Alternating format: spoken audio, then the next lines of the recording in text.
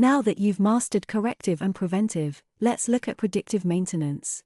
Predictive maintenance brings the power of data to decision-making. By leveraging historical and real-time data, you can define critical thresholds for the components of your generators. When IoT sensor readings reach these set thresholds, system-generated maintenance notifications automatically appear. You can then generate maintenance orders, prioritize, and release for scheduling.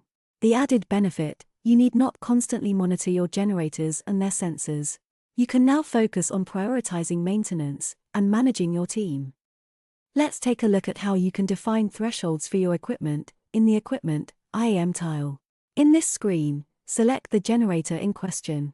Here, your historical and real-time data are captured for each component, or for all components combined. The red exclamations indicate where breakdowns have occurred. Here, we can see that the engine temperature was critical at 240 degrees.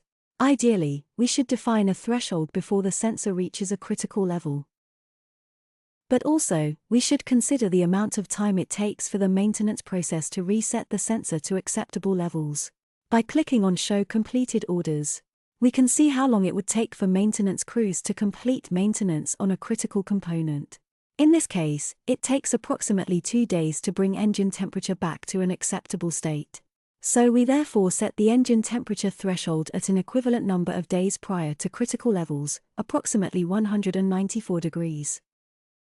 When IoT sensor readings reach these set thresholds, system-generated maintenance notifications automatically appear in Find Maintenance Notifications. You can then generate maintenance orders, prioritize, and release for scheduling as you did in rounds 1 and 2. Now, it's your turn. Take some time to define thresholds for each generator so you can mitigate the risk of breakdowns and optimize your maintenance efforts.